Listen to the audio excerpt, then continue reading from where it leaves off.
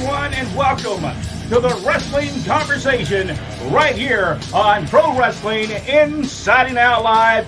We have a few special guests. We also have Jack Lord with us. We have Rodney West, and we have Dr. Tom Prichard and Les Thatcher with us right here on Pro Wrestling Inside Out Live. How's everyone doing tonight? Jack? Doing great. I'm all right.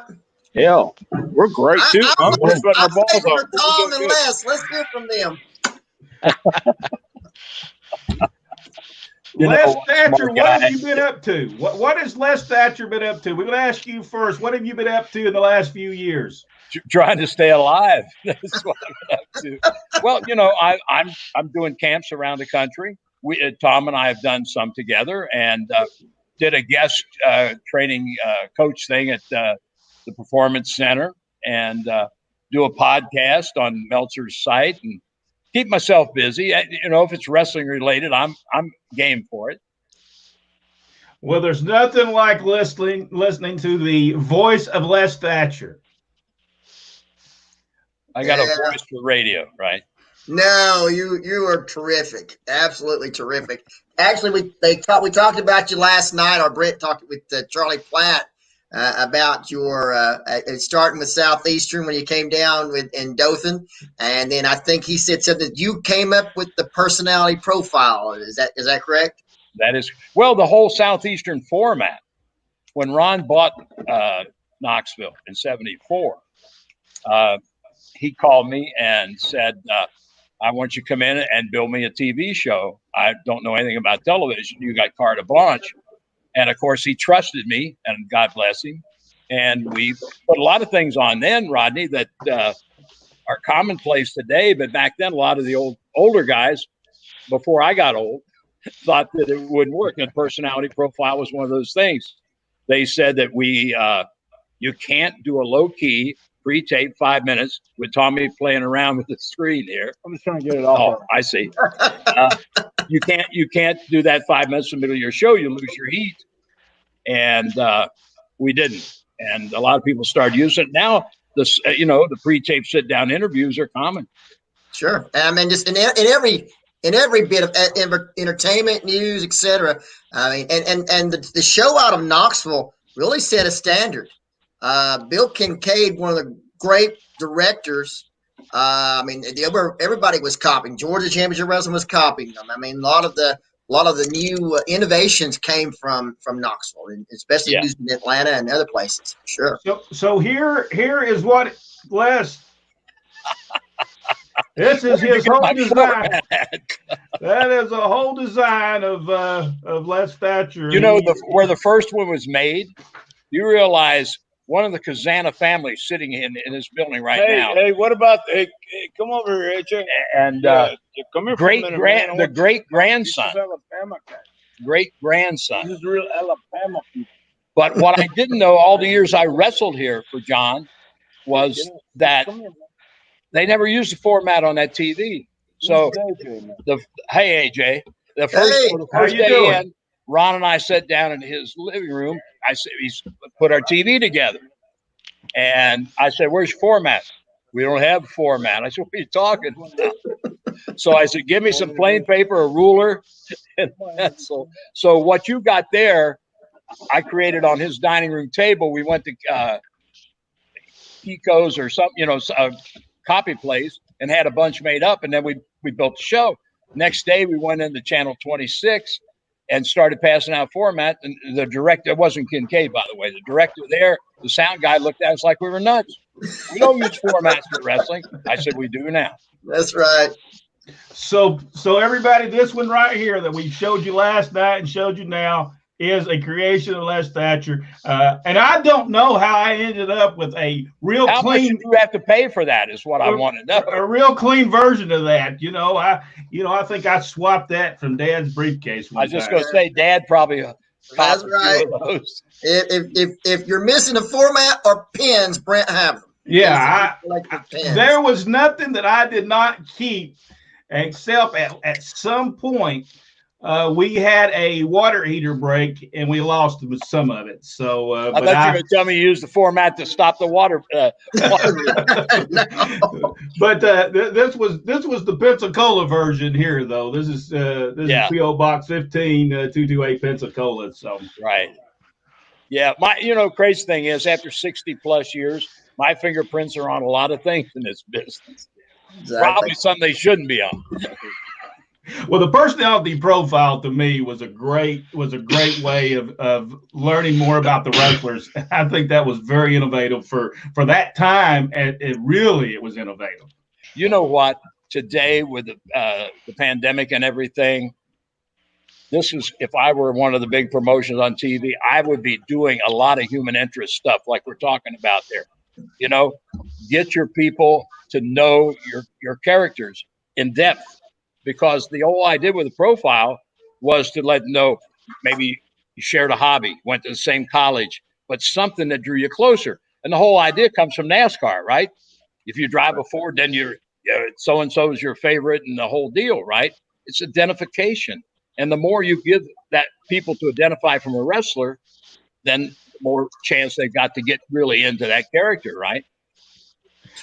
By the way, Tom, Charlie Platt put you over big time yesterday. Oh, Charlie's a good man, though. I mean, we had a lot of fun. And he wanted me to send you. I'll have to send you an email with his PayPal account. He'd like to be paid for that. Okay. Yeah.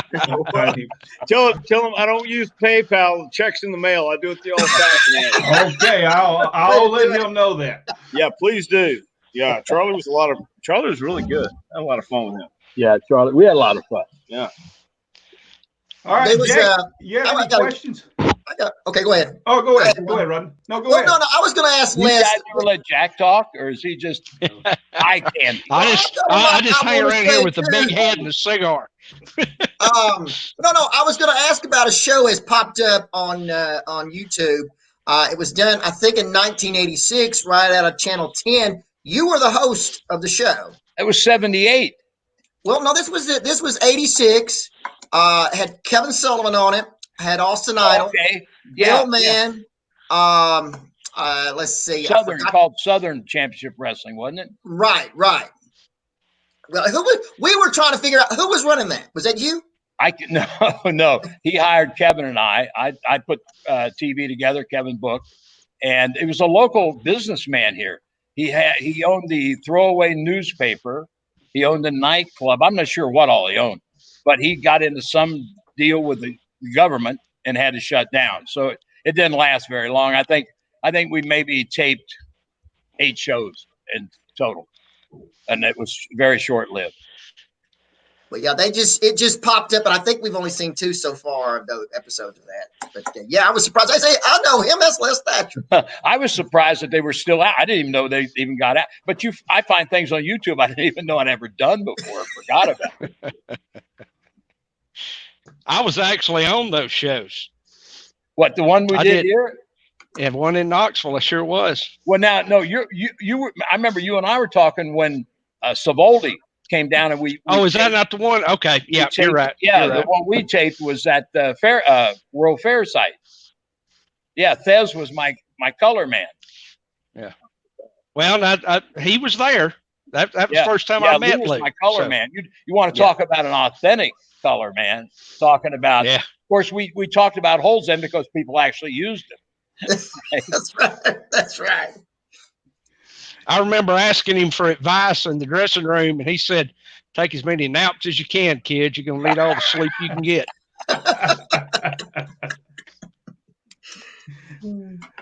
I was talking to Charlie. Charlie would hit me with some questions last night. I guess he's used to being the host, so he hit me with some questions, and he hit me like 2 or 3 questions, and I wasn't really. I wasn't prepared for any questions. I was supposed to be, and he hit me with, "What is heat in wrestling?" And that's a very broad, but I gave it a 1 minute answer, but that's a very broad thing in professional wrestling. Am I correct? I don't know if too many people even know what heat is in the business these days. And even if there is any heat anymore, I mean, heat usually means there's a buzz or there's electricity in there about something, but I'm not so sure there's any heat on anything anymore. Are you?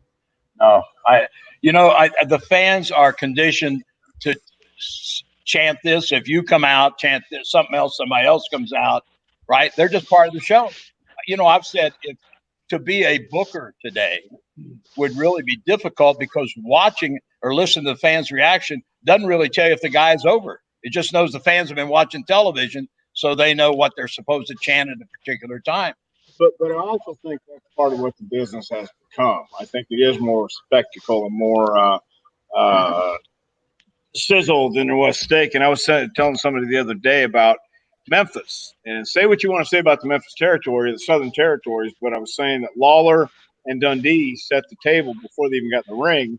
And then they had the buzz before they got in the ring, and Lawler would come out on a horse or carrying on a throne or something special, just a spectacle before they got to the ring. They set the table. Once they got in there, then they delivered, and they went ahead and had that hell of a match too to go with it. So, that's why for many, many years, the Tennessee territory drew, because the guys knew how to get the spectacle part and the sizzle and everything else going to the ring, and sometimes even leaving the ring. But once you're in the ring, they gave them the steak and potatoes too. So I don't know if anybody really has, or if it's possible to get real, what you're calling, old school heat, if that's what you're talking about. What is heat? That's what Charlie's talking about. I don't think that kind of heat exists anymore. I mean, I think Charlie was talking about did you need the police to get out of the building? That's right, what he was talking about. Yes, that's heat. But that's what I'm saying. I don't know if that's possible today with the attitude and the presentation that everybody comes from. Sure. Yeah. They're coming from a different place. Back then, it was a whole attitude when you walked in, and they thought shoot when they went to the ring. They thought shoot when they walked in the building. They felt it. Right. Those are the guys who didn't let everybody know everything about them. But it was a different day, different era. I mean, just different time in the world. Back in the 60s and 70s, I would almost be sure that every good heel in the Southeast carried a gun in his back just to be sure he got it. No, seriously. But not he wasn't going to shoot anybody, but you're the last one to leave the building and you got 5 guys around your car. You show that gun, those 5 guys are going to disappear. But, well, right here in this, where we're, in Knoxville territory, talk about heat. Whitey and I against the Wrights talking. Ron, got 175 stitches in his back. He was zippered from the base of his neck to his waistline by some old farmer in Greenville, Tennessee, zippered him with a hawkbill. That's heat. Yeah, no doubt. You could get that kind of heat when you suspended everybody's belief and you were that good at it, and you had to have seen it or felt it before you could even do it. You have to have, I think, a point of reference, and you would have had to, going to some of these southern buildings, like Sam Houston Coliseum is a pretty good building, but I've seen riots in there. I've seen fights in there, and then you go to Louisiana, Shreveport. You guys know about Shreveport and Georgia. And places like that, but it was a different place. I mean, people didn't know everything. Even if they knew everything, they still weren't sure. There was still a doubt. So, those guys that were real and authentic would go out there and they would be real and authentic and a little too authentic. When Michael Hayes blinded the dog, Michael was Michael. That was the great part about it. Michael was that guy.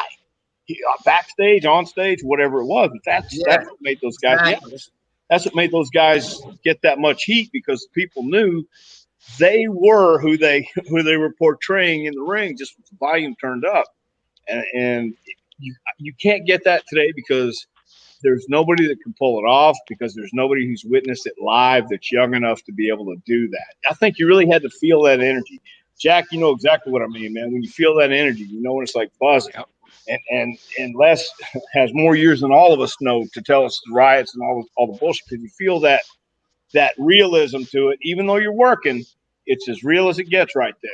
And that's just not possible today, because I think when you're raised on the premise, it's all phony right off the bat and nobody really takes it seriously, well, then you hit it from that side of life. But if you hit it where you had guys like Johnny Valentine or Wahoo or Malenko or George Scott and the Briscoes and Ole and Gene and all that stuff, and the Georgia territory, they felt it because the guys felt it when they went to the ring, and they weren't portraying an act, and they weren't doing a spot fest. They were going out there and they were hitting it from the angle that they're trying to win a match or they're trying to maim this guy, and because they have an issue, and usually the issue is the title. If not, it became personal, and that was just, it was a simpler time. It was a simpler time back then, but you just can't. Everybody's vying for your attention on cable TV or the games or whatever it is. Nobody watches network TV anymore. Old people watch TV. You know what I mean? Excuse you was right. I'm right too. The point is, that's why it's going to be that way, because this is what's being presented. And unless you have an appreciation for the sport, and it is a sport, and it's also an art form. It's all these things made up. And you can't teach passion. You either have it or you don't. And that's the thing, man. If you can get into watching the older stuff and pick out, like the match you sent, Jack, it was Lundis and I don't remember who else, but it was Lundis, somebody Jack had up on his page. And I copied it because they told a story that nobody, if you're watching it from a storytelling eye, understanding this is how they led up to the finish, then you have an appreciation for the business.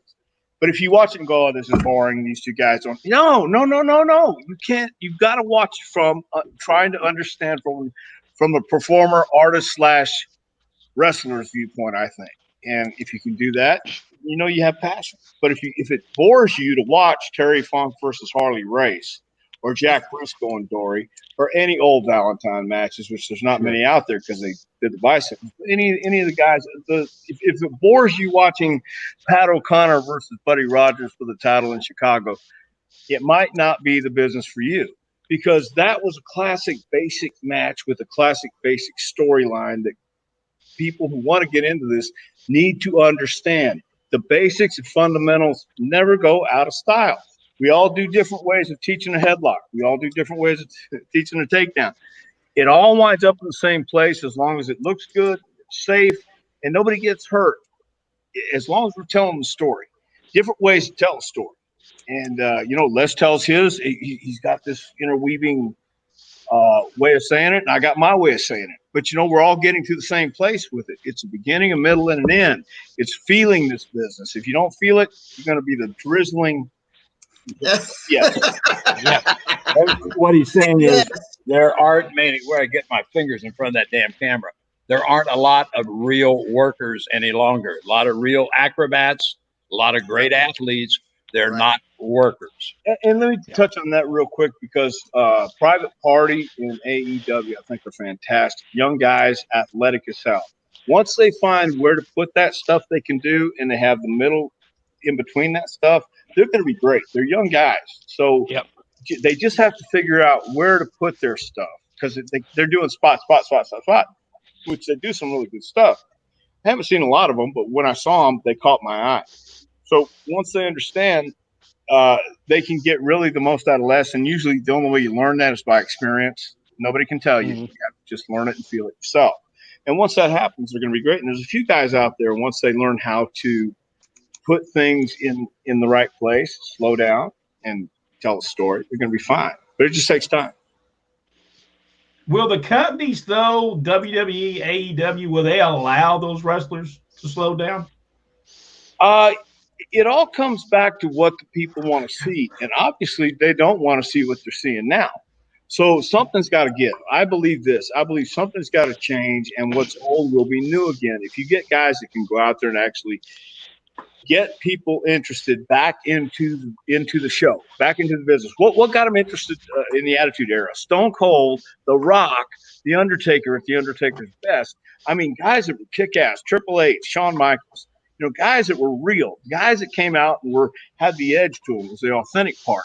Now you have guys going out trying to pretend to be something that they're actually not and couldn't be, even if they pretended they won't.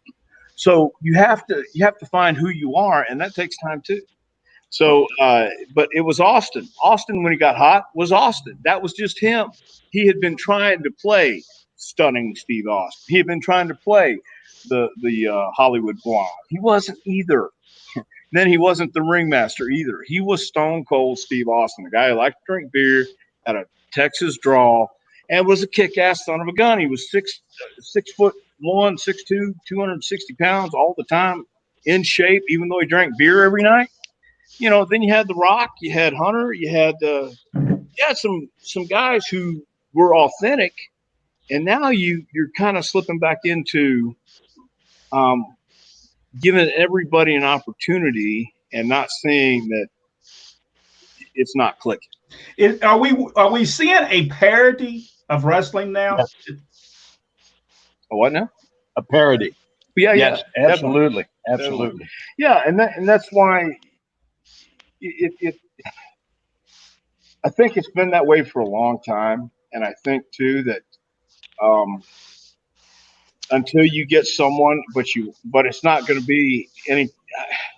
The only way you're going to get it to change is to get someone to make the next generation, such as, and I'll use them as an example, are the FTR now, the Revival. Okay, they were old school guys. It didn't fit in the mix. Okay, not everybody likes that. It's not everybody's cup of tea.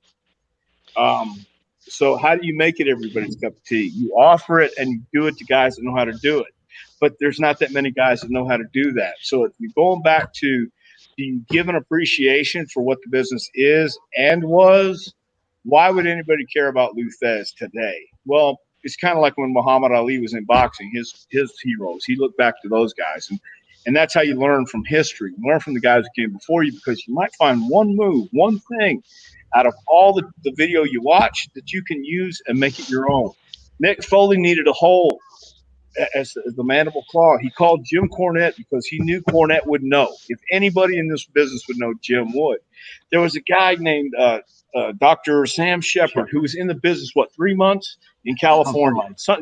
Actually, he was all around here too. George Strickland, yeah, trained him, and he fell in love with his daughter and all this history and all this other stuff. He had the mandible claw, but he was not a big force in the business. He was not a major influence. And so I had seen Don Jardine use it in Texas, but then when Mick used it, it was thanks to Cornette. So I mean, that one move that came from a guy who had 3 months, 6 months at the most in the business, you know. So you might find something looking at some of the old stuff, but you have to enjoy it. You have to enjoy looking at the old stuff.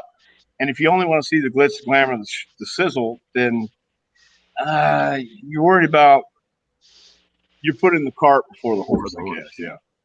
You know, I truly believe, though, if someone would give, I mean, AEW told people that they were going to give an athletic wrestling company. You took the words right out of my mouth. They were telling us they were going to make it a sport again, right? Yes. I'm waiting. Well, again, you got to remember, it's a different. That we're not the demographic, and we're not who they're playing towards. So, I mean, again, Paul Bosch used to say, I like to go fishing, and I also like strawberries. But when I go fishing, I put worms on the hook because I want to catch fish. So if you want fans to come, you give what the fans want to see. Now, time will tell if indeed the fans want to see that or not. I mean, how long can you watch that? I don't know. But again, I'm not in that demo. I talked to a few people who really like it. That's great, because I can't tell you. You know, some people like G.G. Allen. Okay, and if you don't know who G.G. Allen is, look him up. G.G.A.L.L.I.N.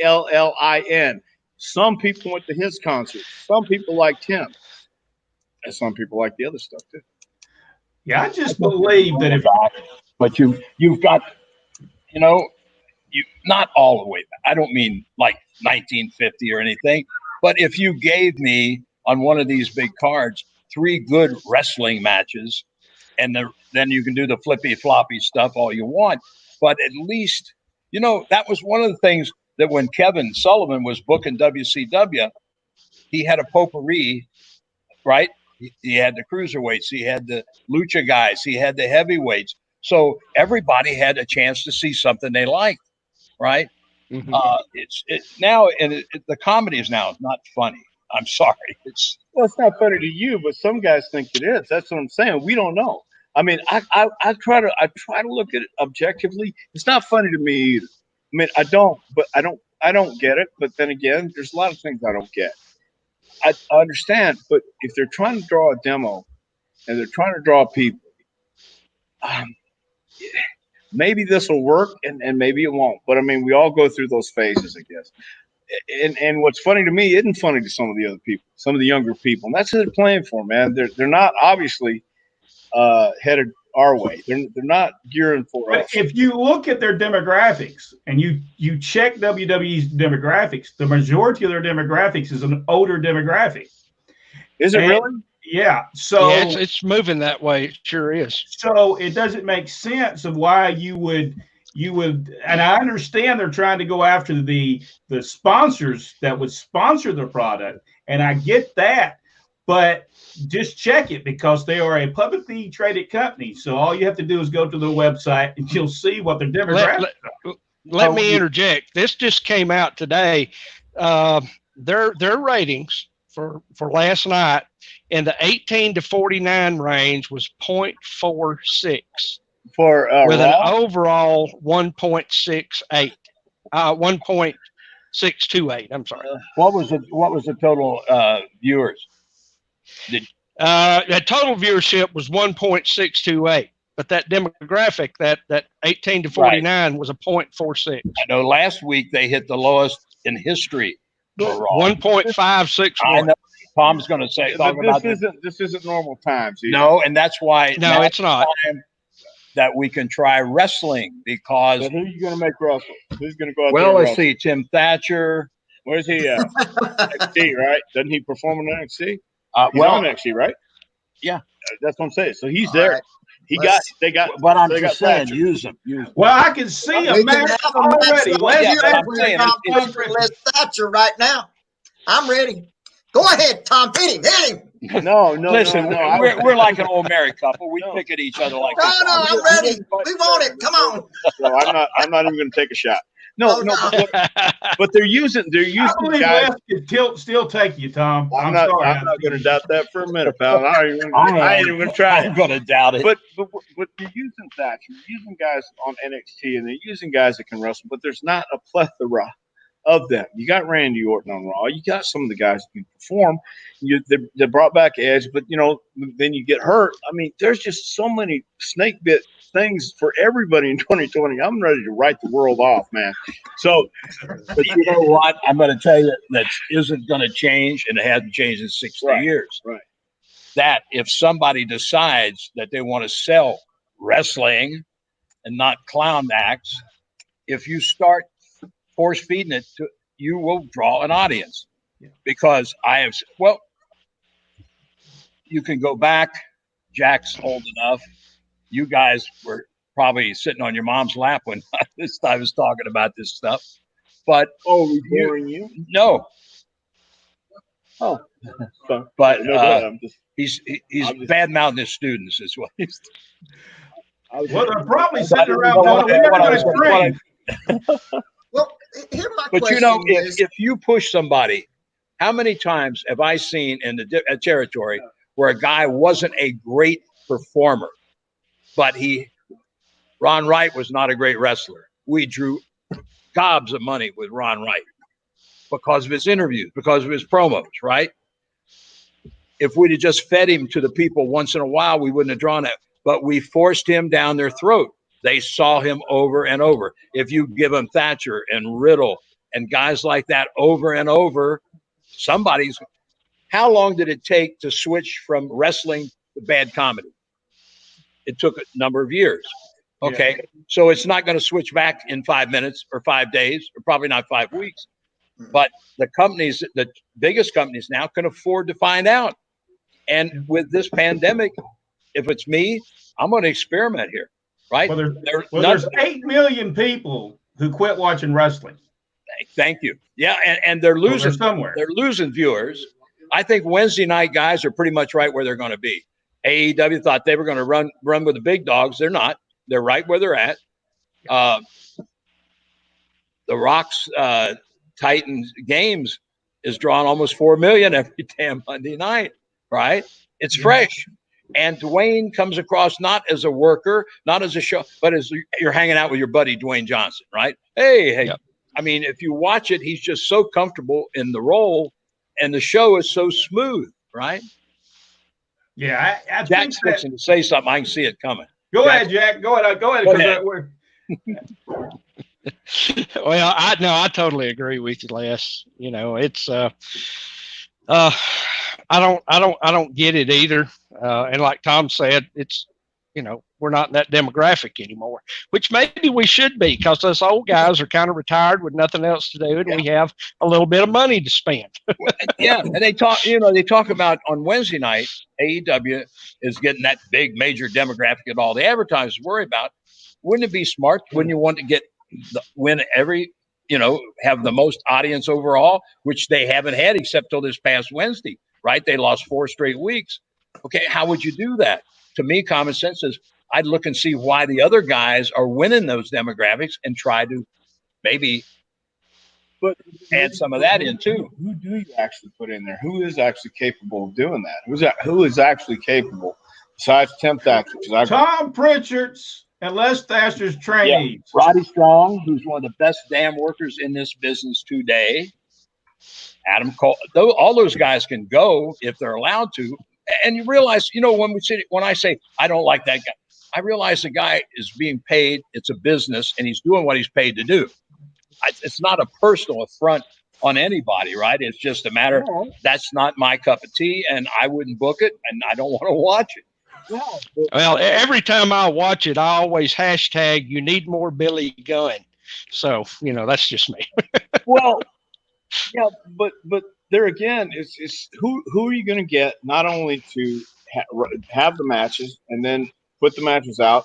You had the talent in the Attitude Era that knew how to feel it, knew how to. Here's the direction. Here's where we're going. You guys put it together. Nowadays, everybody has to put their stuff together with somebody else in A, B, C, D, E. And that's not always bad, but it ain't always good either. You know, and nobody knows how to feel it unless you're in there with somebody who knows how to feel it with you. And that's how I learn. I know that's how Les learns. That's how you learn. I feel for all these folks right now, because you got no crowd to feed off of. That's exactly right. And that is so huge. I mean, I can see it in those guys. They're struggling. Yeah. You know, I feel sorry for them in a lot of ways. It's more important to them too, Jack. I've said this a couple of times, mentioned somebody here today. Our generation could have worked in front of an empty building a lot better because we weren't working for the cheap pop. We were working to tell a story. The pop was a secondary, something that came if you knew how to tell the story. We will be passing the collection plate for Les Thatcher in just a moment, because that is the truth. How much money do you got? Ole Anderson and Dusty Rhodes could have had a match with nobody in the building, and people would have still enjoyed it. We saw it. If you want to see one with nobody in the building, Terry Funk and Jerry Lawler. Best one ever. But guys, I mean, really, it's where we find ourselves. So, I mean, I feel bad for Drew McIntyre because here he is, the world champion, or WWE champion. Nobody to see. I feel bad for him because I know how hard he worked. And then at the same time, they're doing the best. Everybody is doing what they can. And that's where I have to think about it too, because even coming in here and training, because it's hotter than hell in here. And these guys have been busting their butts, man. They were y'all have no air conditioning in that building? Not a chance in hell. I was coming there next week, but I'm not coming there. I carried the ring uphill both ways, barefoot, in the snow, back and forth. What is it? What is it? Old National Guard Army? What? No, I set the ring up, sold concessions, worked 3 matches, took it down by myself. Again, went uphill both ways. It's like the National Guard Army for sure.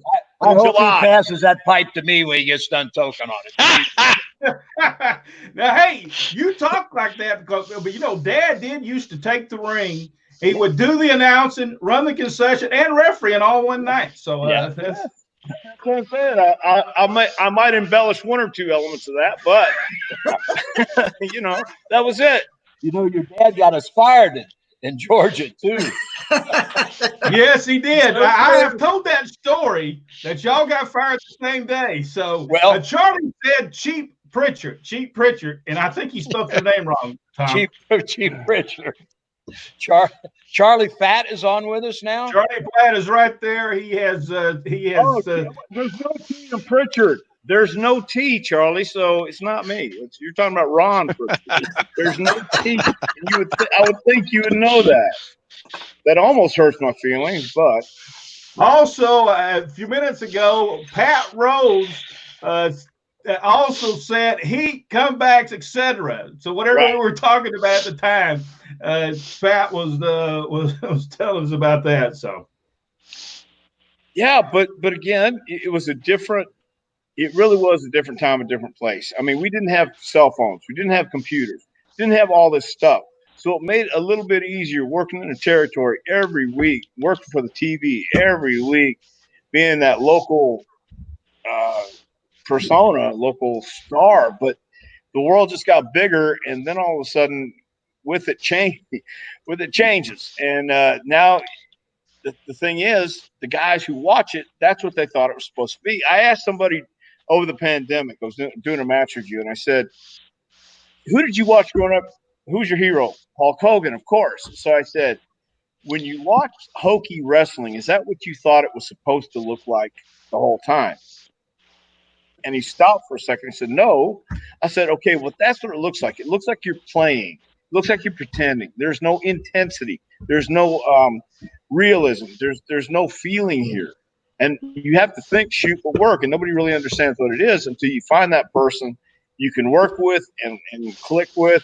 You know, I had Dirty White Boy, Jeff Jarrett, guys like that. You know, you just had a rhythm with. You got in the ring, didn't have Brad Armstrong, didn't have to call anything, and you know, you don't know that until you get that, and you go, wow, now I understand what they meant by slowing down, relax.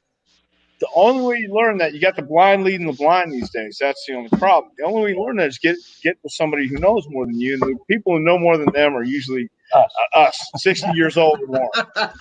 And I'm not going to get in the ring and do that stuff, man. I can't. But you know, that's true. I've said to him more than once in recent times, we teach things that we were never taught. We were just expected to know. They taught you while you're in there. But that's the other thing too. First of all, we had to keep our mouths shut and learn, because if we were corrected, it was physically, right? If you got too smart when you were young, you got corrected physically. It wasn't somebody talked bad to you. They kicked your ass. Who was the one that corrected you, Les?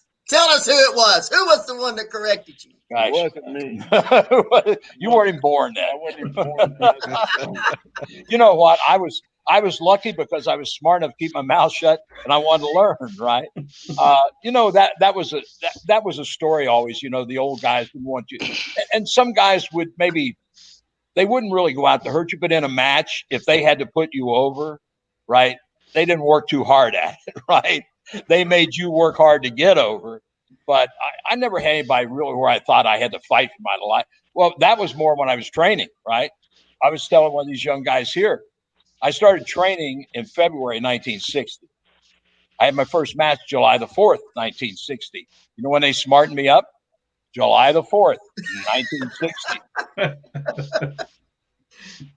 Now, where was that first match at?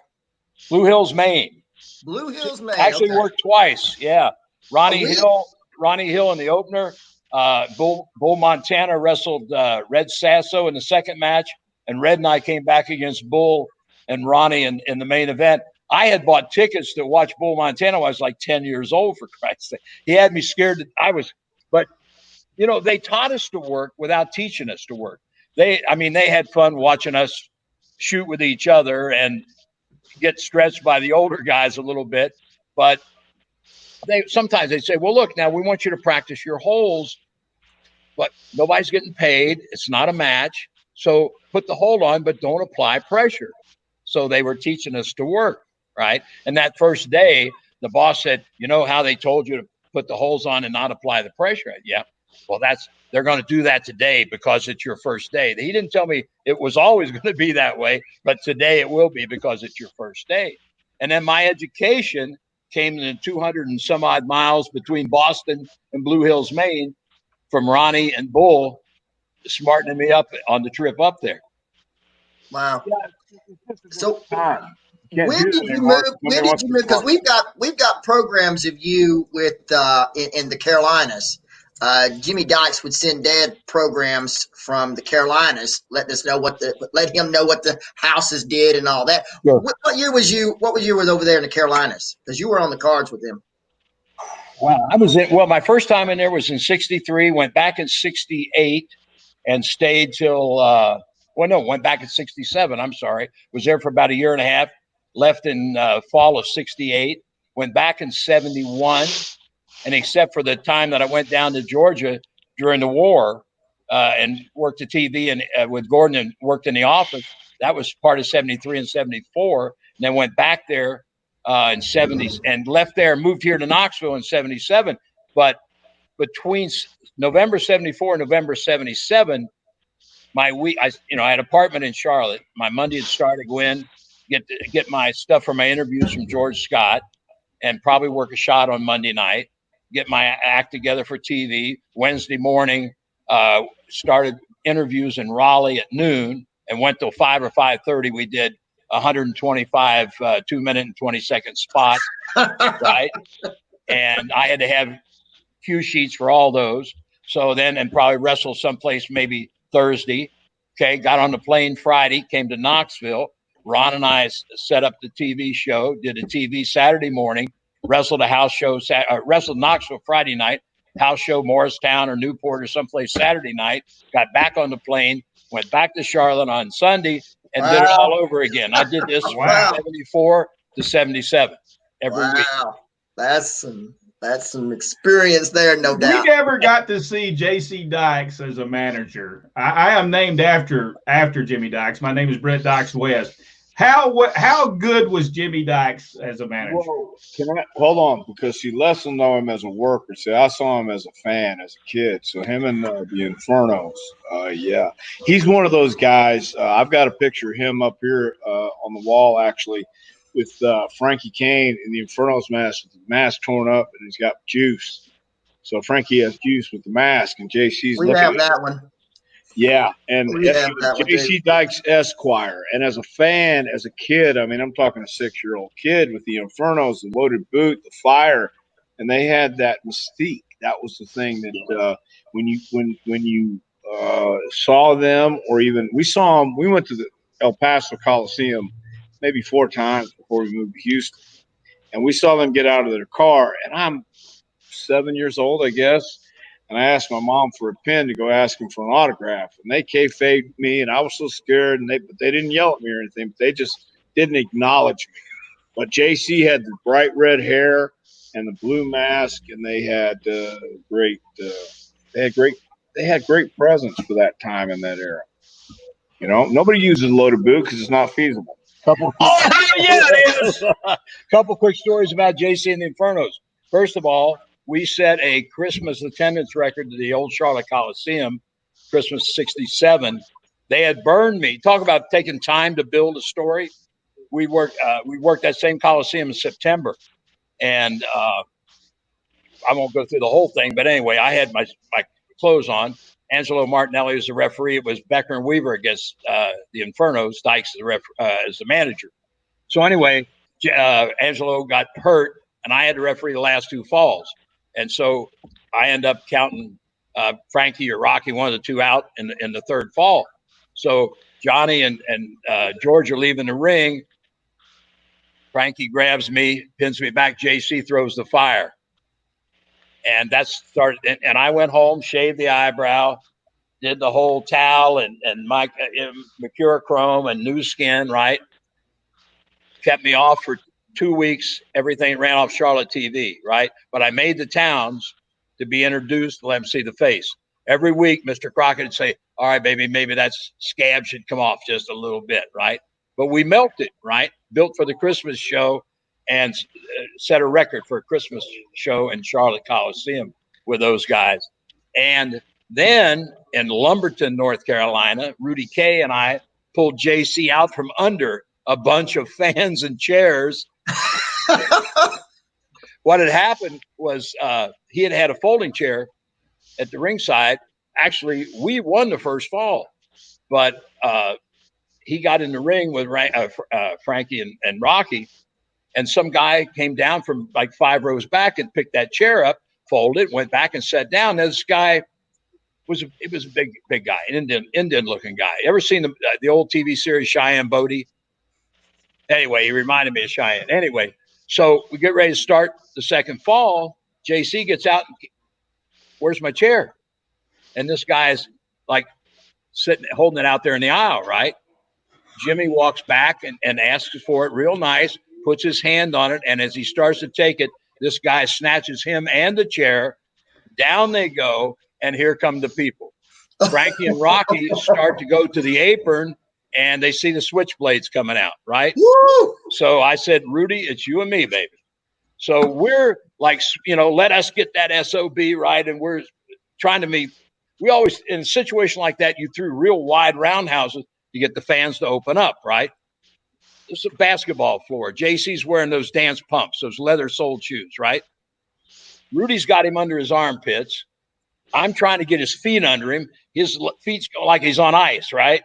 Some guy comes flying over the top of me. Finally, we get his feet up, and I'm throwing working punches at him as Rudy's pulling him back to the restroom. Rudy tosses him in. By this time, a local cop comes. Can I help? Don't let anybody in. Don't let him out. We run back down to the ring. By this time, Tony Romano's the referee. He's out on the floor pulling guys off the apron by their clothes. Frankie and Rocky have underhooked that top rope, and they're kicking people. Tony sees Rudy and I roll in. He rolls in, called that bell. It was me and Frankie starting. Frankie says, beat me and beat me now. Otherwise, we're not going to get out of here. So, but that's the kind of heat they had. And that next day, Jimmy called Rudy and both of us, and he said, thank you. I saw my life flashing in front of my face. And when I saw you, I knew the cavalry had arrived. Wow. We never got to see him manage. They drew money everywhere. They drew every territory they worked. They drew money. He had didn't he have a cane that shoot fireballs? No, but I think he had a canteen. Canteen. Which Canteen shot fireballs. Yeah. Becker, I worked a lot of 6-mans with them in different towns. Les, you wouldn't have to have any tapes of those stashed anywhere, do you? Do what? You wouldn't happen to have any tapes of those matches stashed. God, I wish I did. Every tape, everything I had of my matches got burned up in an apartment fire here in Knoxville back in '82. Wow. Yeah, and I've never been able to replace them.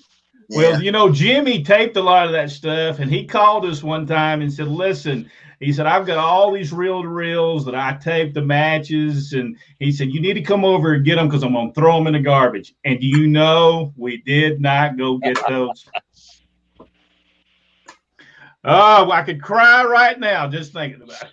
Oh, we would have got the loaded boot, the whole 9 yards if we'd have went. Yeah, he had the loaded boot. He had that real loaded boot that would move back and forth.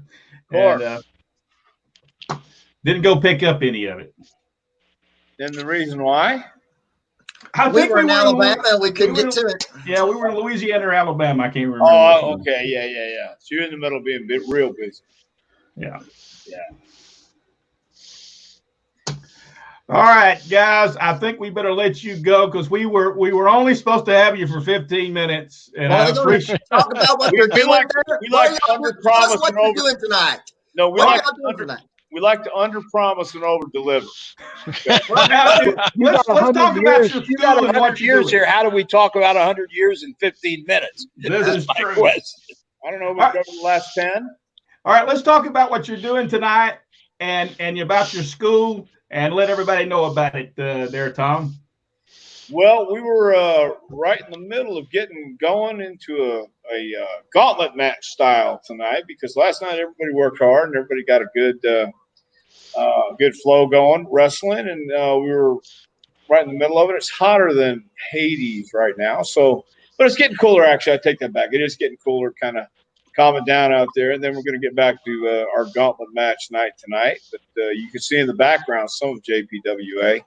I can show you because a lot of these guys, they're going on a tutorial. Not really, because a lot of these guys have already left and are gone because I told them they can go outside and relax, whatever they want to do.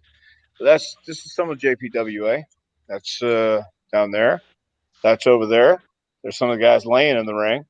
That's Tank. Yeah. There's the other side.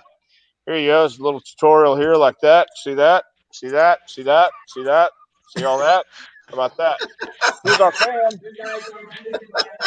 There's a fan. It's not turned on. You have no air. Are you trying to sell concessions there too? Yes, let's take over. Here we go. We got this. We got this. Another time we got some of the old stuff. Let's see. Wait. I'm trying to see if we had There's a farm center. farm center right here. Open. There we go. Wait. That's an old one. That's Ricky and me. Yeah, that's farm center. Exotic Adrian, Jackie Fulton, the Beauty, Lou Fabiano, Tom Morton. Oh my God. There's an old school picture too. This is all old school stuff, man. So anyway, yeah, we got to get back to doing what we're doing. Oh, there's Hunter. There's Hunter right there. Hey. Hello, Hunter. Tell How you Hunter I doing? said hi. Yeah, there you go. All right, so there's people. Justin. There's Justin too. That's the Kentucky Blue Blood right there. Justin Savage right there. Kentucky Blue Blood. Anyway, everybody else I think has gone out and trying to get some of the cooler air because man, it gets hot here in Knoxville. And, yeah. So anyway, I know we solved like a lot of the world's problems tonight, and as well as the wrestling business. We got a whole bunch more to talk about now. We just scratched the surface tonight. This is just the beginning. Yeah, we'll have to do it There's on so another much night. more We to ain't talk got about. all these. You know, we are open for doing weekend camps for promotions anywhere. Just a matter of contacting us, one or both of us, and be more than happy to share what we know. And they can get in touch with you through jpwrestlingacademy.com, correct? Yeah, sure. Yeah, you can. If you want to send an email, it's jpwrestlingacademy@gmail.com. If you're interested in any of that too. So, and our camp on the August 8th and 9th has been sold out. It was sold out pretty quick, which we're real happy about. So, that's it. So, They throw in a few extra dollars when you turn on the fan. LesThatcher28@gmail.com. Say that one more time. LesThatcher28@gmail.com. There you go. Write that down. I'm writing it down right now. I will put it on here when we get through. I'll put it on here so people can get in touch with you because Les, we definitely need to get you back because you can tell a lot of Ron West stories. Oh, listen, I'll tell you about things you never knew about yourself. Yeah, good dirt. We got to get you back on and talk about the day y'all got fired together by Ole Anderson. I think you were in the room together, wasn't you? Huh? I think you were in the room together when you got fired. Oh, well, yes, we were. So we got to talk about that but I'll let you get back to your training. And I want to thank both of you so much for being a part of our show. We truly appreciate it. And the next time, try to get Jack not to talk so much, okay? He just never shuts up. I still respect those guys older than me, although there's not been a few. We could have gone all night without that, right? We overstayed our welcome now. All right. Thank you so much. And Tom, thank you. Les, thank you so much. Thank you, guys. God bless. All right. Thank you so much. Everybody that wants to figure out the information, go to jpwrestlingacademy.com and they can give you all the information that you would need to know about their school. Now, that was a very great interview. Don't y'all agree? I loved it. I loved every moment of it. Let's get some of our comments while they made some great comments, I think. And I'm sorry that I didn't get to them comments while we were doing the interview, but I didn't want to, take away from what they were saying. Yeah, Les had some great stories. Yeah, I want to get Les back on. Les, if our father and him ran around together from the time in the Carolinas, Georgia Championship Wrestling, Knoxville, Tennessee, there's just so much that we can discuss. And as you see, we discuss professional wrestling. We all don't agree with the same thing. I mean, I think it shows there were 5 of us there, and probably not all of us all agreed with the same thing. But you can come to a conclusion, don't you agree, Jack? Oh yeah, the basics are the basics, and they never change. Now, where you go from there and how you interpret all that. Yeah, everybody's got their own version, and I encourage people, when they're learning, don't go just to one person to learn. Go to everybody you can, and then pick out from all those people what works for you. Yeah, I knew when Charlie asked me the question about heat, and I gave the minute answer, I thought, no, there's more to heat than just that 1 minute than that. And I think one day we need to do a program on what it really is, and it's a long thought process of what heat is. And I think we need to do a show so wrestling fans or even wrestlers today understand how you get to it, because it's not done on present wrestling shows. So I think we'll do that somewhere down the line. All right, now let's get through the people. Dustin Henshaw said, well, Dr. Tom and Les Thatcher, how awesome, 2 legends. Mike Schaefer was watching us from Dothan, Alabama. Hey, Mike. Dr. Philbo Grice, gentlemen, good evening. And we had Michelle on the show as well. Good evening. Let's see. How you say that name? Tawana? Tap Brown. There you go. Tap Brown. Hello, everyone. Pleasure to be in the presence of legends. I have a pic with Dr. Tom from Tampa from 8 years ago, still on my Facebook page. Salute, gentlemen. Tim said Dr. Tom was one of the best talkers back then. That Not ain't too bad changed today either. This is true. Oh, I beat you to it. Sorry about that, Jack. Bob, sorry we didn't get you on. We will tell Tom Prichard you said hello from the DI. Dennis said, I would like to ask Tom and Les what was the memorable rights involving fans and wrestlers. I think Les told us about one of those rights in Knoxville and Southeast. We told us about 2. I think he told us about with the Infernos as well. Richard Hood asked, Tom Prichard and Les Thatcher, 2 of the greatest legends. Now, Richard, you put the T in Prichard as well. Tom just don't like that at all for some reason. You can get him really worked up when you put a T in his name. Jeffrey says, good evening. All great to see Dr. Tom and Mr. Les on. Doug Masters, keep up the great work. Tim Horner said, Polynesian Championship Wrestling was the show in Knoxville. That show was on in Knoxville for a while. Well, if Tim's still watching, elaborate on that. I remember that. I remember watching it like on the Financial News Network or some obscure cable system station like that. But possibly it was because Sullivan was big in the Polynesian wrestling in Hawaii. He also led with the Leopards. And also with Lars Anderson, and I think Mark Lewin was there at the time. Kevin Bentley, Mr. Thatcher. Dane Stevens says, keep up the good work, y'all. Dane Stevens. David Bass on our YouTube channel said, great panel and discussion. Has anyone asked Dr. Tom to do one of his impressions? Well, when we get him back on the show again, we'll ask him to do one of his impressions. And I'll send him a cigar so he can do me. That's right. Tim Horner did a good Paul Jones on here one time. That was awesome. Yes, he did. If you've not listened to the Tim Horner interviews, go back and listen to the Tim Horner interviews. They are awesome. Very good. Good stories, wasn't they, Jack? Tremendous stories. Joe Hamlin said, good evening, guys. Chuck Thomas, or Chuck Taines, I guess that's how you'd say it. Whitey Caldwell was my favorite. Michael Calloway, Southeastern Championship Wrestling historian. I remember back in '78, Southeastern Championship Wrestling, before Ron actually moved TV to WTBY. We got the Knoxville show with some Farm Center highlights, and Mr. Thatcher would talk about Southeastern Northern Division highlights and Southeastern Southern Division highlights. What good days gone by. Let's see. Lynn said, I found out what heat was real fast. One night in Kentucky, one of my married brothers in his room. Well, we'll just go right past that one. And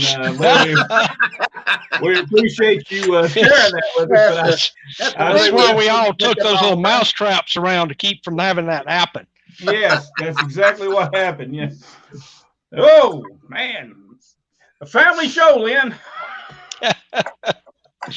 We love you, though. We were just messing with you, but I should have probably read that before I put it up there. Kevin said, I'll take Ole over Vince any day. Same personality. Yeah, I would agree with that. Ole Anderson, at least Ole produced professional wrestling. And really, Vince McMahon did up to even 10 years ago. It's something happened around 2003, and I don't know that it's ever come back. All his competition went away, so there was no point in trying hard anymore. It was really sad. I think after The Rock left, something just happened there, and it's just never had that same vibe to it anymore. Richard Hood said, great knowledge from two of the greatest minds in pro wrestling. David Bass said they were legit believable. Pat Rose got with us and said, classic. Right. And let's see. I'm gonna read through these before I put them on to make sure we don't have something in here we don't want to go on the air. Let's see. I think this one might be all right. Joe Hamlin said, Dr. Tom Prichard, my dad and I was at a show in 1993. My dad reached out to shake your hand, and you drew back your hand through your hair. My dad about lost it. And I heard about that all night. Gosh, it was so funny. He loved you, man. Would love just to say thank you from my dad. He passed away a couple of years ago, and we'll get that. We will let Tom Prichard know about your. Jordan said, and also knows hooks and holds. He also helps to know hooks and holds. I would agree. Do they teach that now in the WWE? Do they teach holds? The only hook is when they take and grab them out of the ring. That's the hook. And that's it. Scott Dotson said, you fill it, not think it, and plant it all in the back. I would agree with you on that. I believe there's got to be some, until wrestlers are taught a little better, they're really trained that way, because wrestlers were trained to go back to the basics of wrestling if something happened. But if they're not trained the basics of wrestling, they were actually trained how to be amateur wrestlers. So if you're not trained that from the beginning, you wouldn't know what to go back to. So I think you'd almost have to retrain the wrestlers. Am I right, guys? You're right. While y'all are talking, I'm just going to look through these to make sure we don't put nothing up here we don't want on. I think you're pretty good from this point forward. Now, have you read through them, Jack? Yeah, most of them. All right. I just want to make sure. Mike Schaefer said, wealth of information to these men. Yes, that's Kevin said too many dives per match. We already saw Pat Rose where he said he'd come back, etc. And if someone knows, Pat Rose knew professional wrestling. That man could work. He never was utilized the way he should have anywhere he went. Georgia could have drew money with them. Mid-South could have drew money with them. It showed that Southeastern took them and drew money with them. So, it made no sense to us. Even when it was going on, it made no sense to us. I think we argued about Pat Rose not being used better in Mid-South wrestling. So just think of a second-tier tag team. You put Pat Rose and Buddy Landell together against the Fantastics, the Pretty Young Things, what kind of match they would have had. Because Midnight was going to be the top. Just think of those matches. Now, are we going to keep on going? Because I know we're right out. We're going to go through these. Yeah, let's run through these. Folks took the time to talk. Let's see what they got to say. Okay. Dr. Philbo Bryce, the past 2 nights have been graduated courses in wrestling. Good job. Thank you so much, Doctor. We having Charlie Platt, Les Thatcher, and Dr. Tom Prichard. That's a great learning that you can learn from, no doubt. Michael Halton, good evening to all. Kevin said, with the cinematic match, they need to take the sport out of it and just make mini movies, use no ring, no Any comments about that? Anytime somebody says mini movies, I just laugh. Here's my take on it real quick. I'll give my take real quick. I don't understand why Vince McMahon, when he was producing, when he had to change the WWF, why did he just call it World Entertainment and take wrestling out if he wasn't going to produce wrestling? I don't understand it. I will not understand it. If he wasn't in the wrestling business, then why, when he had the opportunity to take wrestling out, did he not take it out? So at least you don't destroy wrestling as part of what he's doing. I'm going to be honest. I liked the Undertaker cinematic match that they did at WrestleMania. I thought that was very well done. There was no rings involved, so you got a sense of actually a mini movie. And I was okay with that. What they've done since then, especially with the Bray Wyatt, I really like Bray Wyatt as a character, but there's just no rhyme or reason to me. I guess maybe I'm, again, like Tom said, we're not that demographic, but I like a little bit of horror movie every now and then, but I sure couldn't follow the lines of what they've been saying and what he's been doing. I understand. And it ain't him. It ain't him. I understand what Tom's talking about that's not the demographic. They're not going after the professional wrestling fan. And I get that's what they're not going after. But someone out there, if you're a millionaire and you want to tap into a group of fans that are out there, professional wrestling fans are there. There's 8 million that was watching wrestling that are gone.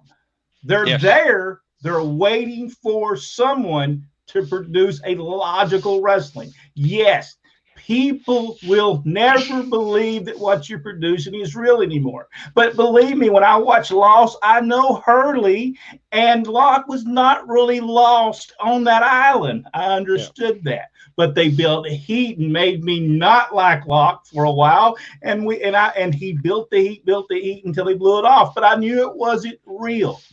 If you do a logical wrestling show, they will watch it. So if there's a millionaire out there, you want to tap in and make money, produce professional wrestling, not parody of professional. Well, I do that with what I try to do with the shows in Rome. I don't try to just point at one certain demographic out there. Everything I do on the shows, some stuff is aimed at kids. Some is aimed at young adults. Some of them is aimed at my age bracket. I try to give everybody a little bit of something. Vince just seems to doesn't care. If you're not in that, 18 to 49 bracket, then you just really don't matter. There's nothing there for you. And I hate it because I still want to be a fan. I really do. Man, they make it difficult sometimes. Now, Rodney said that he believes Vince is going to take the WWE with him, and when he dies, it's going to die with him. Well, we might as well call the funeral home because I think that time's coming. Oh, yeah! All right. Let me point out something. I have tremendous respect for Vince. I really do, but I think he has, what's that term? Jump the shark with WWE. Yeah. I think that's happened. And the only way you can unjump it is to go back to some basics. Tom's right. There's not guys up there that are trained to actually wrestle and work anymore, but that doesn't mean they can't be. I preach NXT. That's great storytelling. Now they do all the spots just like Raw and SmackDown, but they tell stories that go along with it, and that's why I can be a fan of that. And it's to me it seems like Vince doesn't watch NXT, and I think he should. It's right there in house. I'm sure they send him copies. I mean, he owns a network. It's on the next day. I think that they're afraid to produce a different product. And I don't have no problem but can they not use Raw and make it a comedy show and then take SmackDown and make it an actual legitimate wrestling produced company, or NXT, and then maybe take one of them and put a little bit of both. But this total comedy is just ridiculous. You know, I saw, and I don't read the dirt sheets very often. There's Pro Wrestling Insider is pretty good. They stick to facts. Mike Johnson is real good. So I don't know if this came from their side or not. I just saw the headline where NBC, Universal, and Fox were getting upset at the ratings, and I can see their point. Now, there's a lot of factors that go into that, but the thing is that the product that's being put out is not up to the standards I know of what Fox asked for. You know, they wanted a sports-oriented type production, and all they're getting is Raw 2.0. Yeah. So, you know, I don't know. Changes has got to be made. I know they're blaming no crowds, but that does not change writing. No, it has nothing to do with that. Nothing. It's just badly booked. I don't care if there's 3 people or 3,000. It's badly booked regardless how many people are in the Those world. Talents that go out there in those matches are some of the very best in the world. Yeah. And they're not doing wrong. Oh, you know, you can pick out botches if you want to. I think that's stupid to me, but those people are going out there and doing everything right that they can. But if you don't have a good storyline to go with, it's not their fault. They're doing the best they can. You know, maybe, I don't know, here's a novel idea. Hire some writers who actually understand the business. You know, yeah. I don't know a lot of those Hollywood writers that he keeps hiring that actually understand it. No. I mean, there's a huge disconnect there. I heard that the Revival guys talking about how Vince apologized to him for the way the system's set up there. You know, that they got lost in the shuffle, that their ideas never got to him. So there's a huge disconnect, you know, and until they fix that issue, it's not going to get better. Well, anyway. You know, when his company was at its height, he was the guy you talked to. Oh, yeah. You know, you had Pat Patterson, you had Terry Garvin, and Vince McMahon. And look at that product compared to this product. It's nowhere near as good. Now, you know, saying all of this about, you know, putting WWE down or Vince down or whatever, it's I want them to be successful. I want them to draw those 8 million that are sitting out there not watching anymore. I want them to get that back. You know, I want them to reach those heights again. And if for nothing else, you know, forget me being a fan. If I thought it'd help, I'd quit watching. I don't think it will because they got to count me. But you know, you don't want any place to shut down or do bad business because then the talents are not getting jobs and they're not getting paid the money they have worked so hard for. So I don't want them to go away. I just want them to get the product better. Yeah. Rodney, while I'm looking through some more people here, Dustin Henshaw, great stuff, guys. Joe said, love it. Len Gross said, I was in the business for 30 years and out for 13. I'm sitting here and learning things from the two masters. Well, I thank you so much, me and Rodney. We appreciate it. Oh, wait a minute. He wasn't talking about it. Len ain't talking to me. He owes me money. I'm just kidding. Dustin said, when you got a guy who wrestles with his hands in his pockets, that disrespects the intelligence of the fans to me and makes the match look like a farce. Yeah, I don't understand that, and I don't understand why Chris Jericho is killing his career in this manner. I will never understand it to this, and then have orange juice. Laughing about it every single time it's done. Well, because he's probably getting about $3 million. You know, who's hurting the worst is not the wrestlers.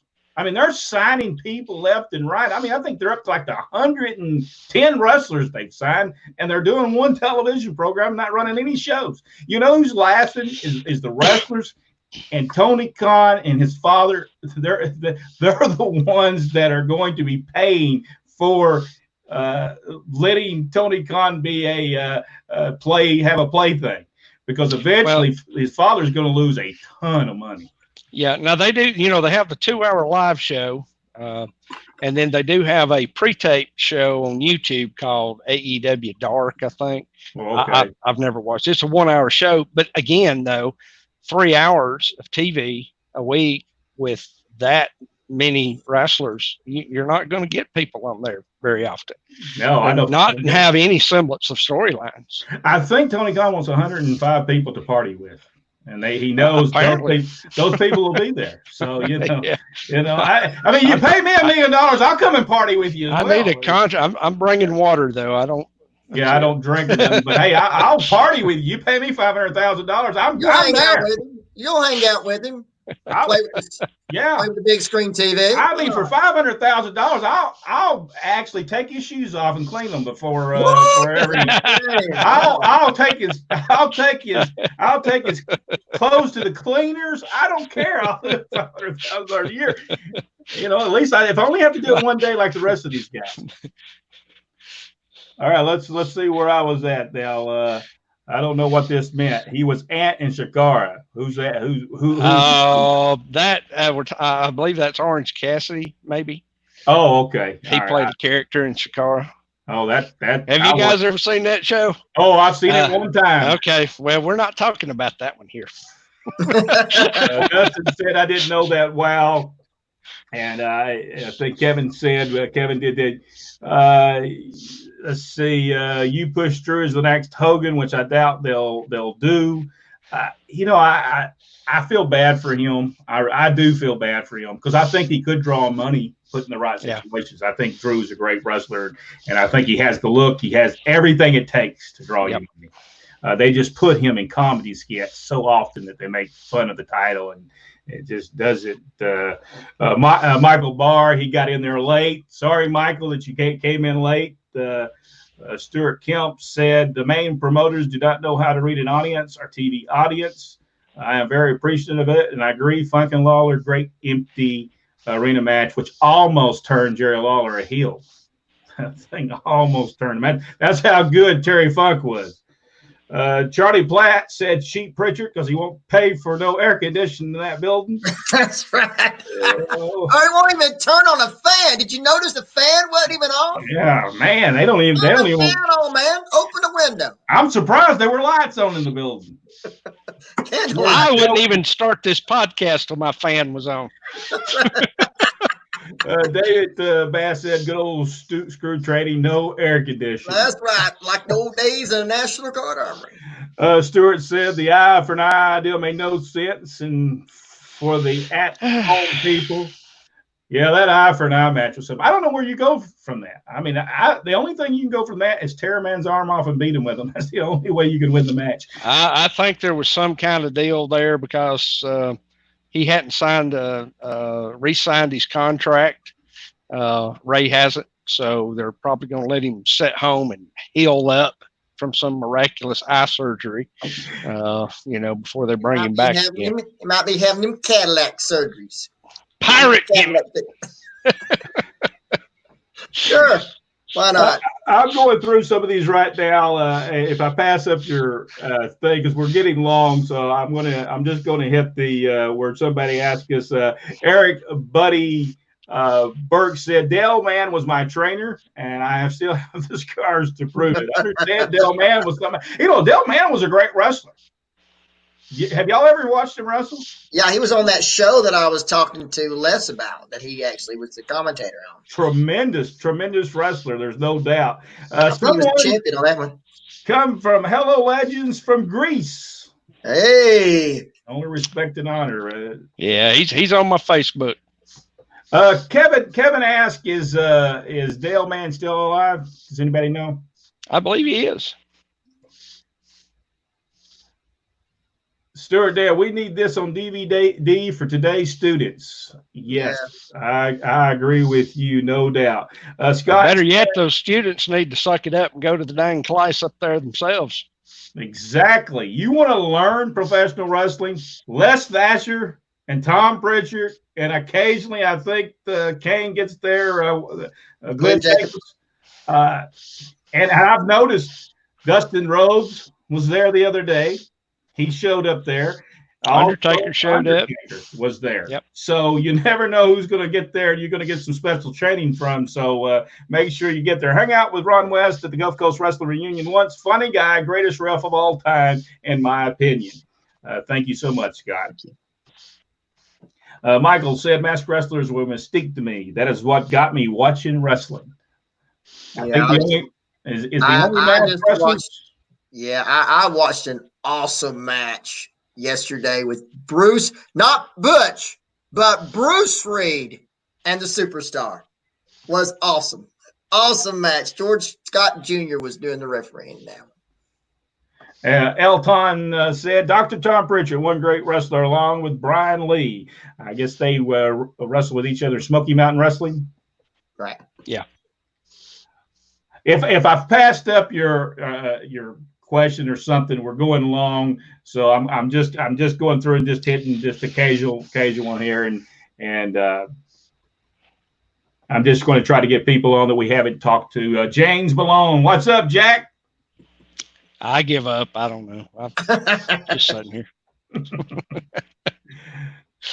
Let's see. Alton said, I think your guy's idea of bringing in a wrestling producer, but here's the deal. Once it gets big enough that Vince feels threatened, he'll just buy the competition. I don't know that he can anymore.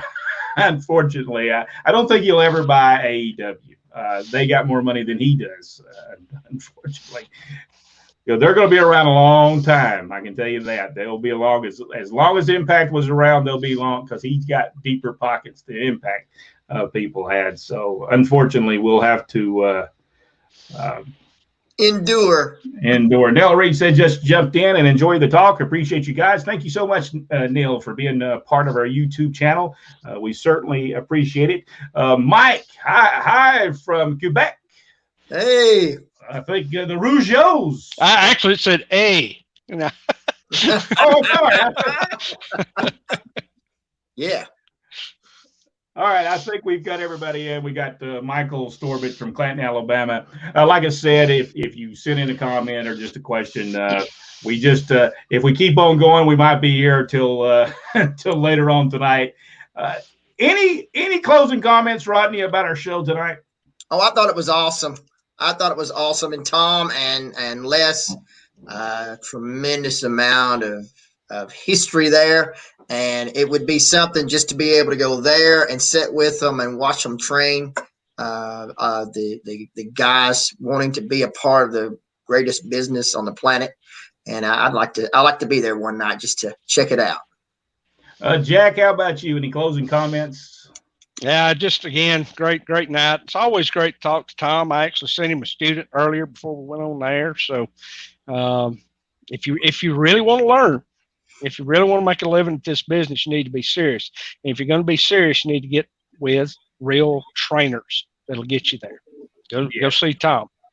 And I think Ricky Morton has a school as well. Ricky Morton, Robert Gibson, trying to think. There's a guy at AEW. His name just QT Marshall. QT Marshall has a school. Dustin Rhodes is opening up his own school. There's plenty of great schools out there. I just put Tom a little bit ahead of everybody else because of, what he's accomplished in this industry, especially as far as just training guys. Look him up and you're going to see, man, there's an amazing amount of guys that he trained that were huge stars. Now, are we still set to talk to Robert Gibson here in the next few weeks? Yeah, he just said to call him a few days beforehand to remind him. So be looking for that. I can't remember the date right now. I think it's August. I got it. 4th, I believe.